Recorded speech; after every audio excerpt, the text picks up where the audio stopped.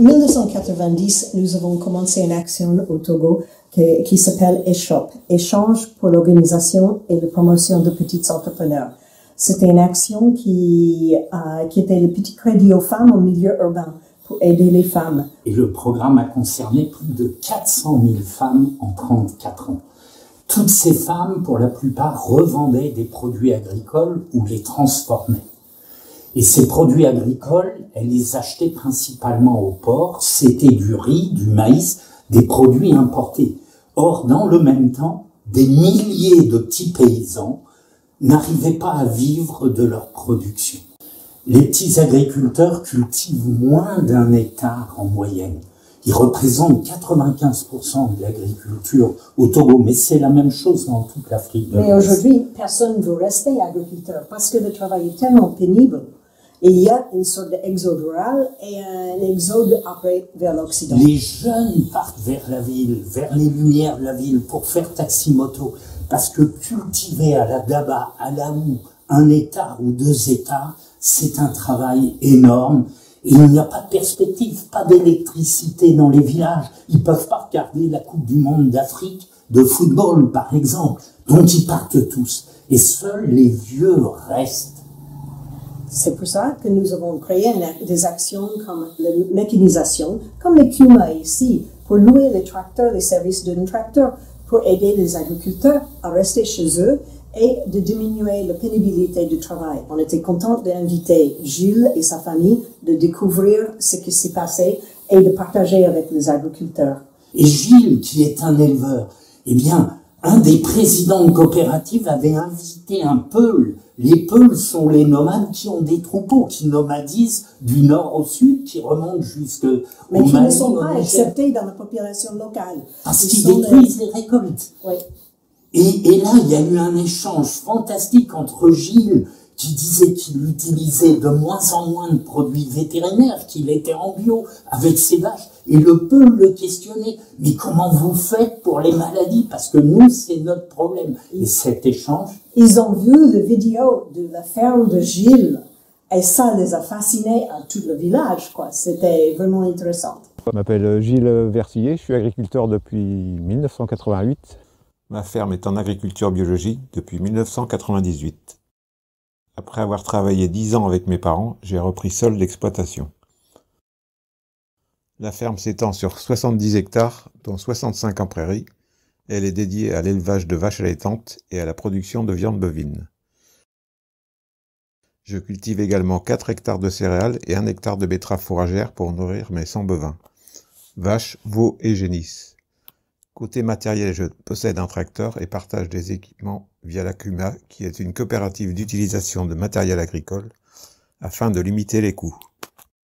Les enfants étaient devant l'écran de l'ordinateur pour regarder le petit film. Ils étaient tous fascinés parce qu'il y avait un monde de différence. Les échanges étaient très riches et aussi d'avoir les nomades parler avec les locaux, c'était très très important. C'était un signe de la paix. On a commencé de 12 ans, la houe, jusqu'à 20 ans, 30 ans, c'est la houe. Mais quand le papa est venu, je lui ai dit, nous sommes condamnés à la houe. Nous sommes condamnés à la houe. Regardez ceci là, on va me faire ça dans 2 jours. Mais bravo. Le fonctionnaire achète, il mange, il fait tout, il la mange. Moi, je n'achète pas. Je n'achète pas, je ne paie pas mon loyer. Si le secteur agricole va mal, vous savez que le pays ne peut pas avancer. C'est ça le secteur de base. Si le Nigeria avance, pourquoi? Parce qu'ils ont vraiment mis ça. Si la Côte d'Ivoire avance, c'est ça. Le secteur de base, c'est le secteur A. On ne peut pas construire B en l'air s'il n'y a pas la fondation. C'est ça que c'est le problème pour le Togo, ça. Le Togo veut construire son étage sans fondation. Et c'est ça qu'on a des problèmes. J'ai participé à une AMAP, un système de vente directe basé sur des contrats avec les consommateurs, garantissant un débouché sécurisé pour les producteurs grâce à un paiement anticipé et des produits locaux de qualité en circuit court pour les acheteurs. Environ 20 producteurs, dont un maraîcher, sont impliqués dans ce modèle qui bénéficie à une centaine de familles. En juin, je récolte l'herbe pour le foin, indispensable en hiver. En juillet, c'est la plantation des betteraves qui ont été semées en avril et qui seront récoltées en octobre. Les céréales, elles, sont moissonnées en juillet. Les vélages ont lieu en 2 périodes, en automne et au printemps. Je n'utilise ni pesticides ni engrais, tout est produit sur la ferme. Je suis dans une démarche d'agriculture paysanne, privilégiant le pâturage et la préservation de l'environnement. Est-ce que tu marques toutes tes dépenses?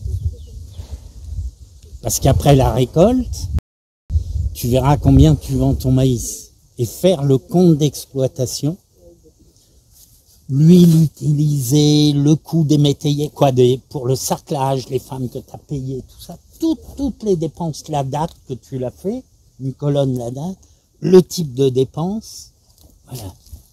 Et après, il y aura la recette et fait, qu'on appelle un compte d'exploitation avec le résultat d'exploitation.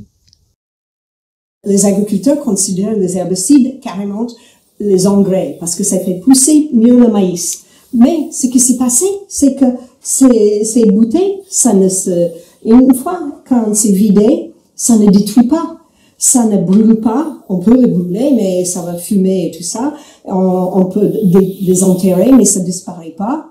Et donc, les agriculteurs, les paysans, comme bons Africains, on le réutilise.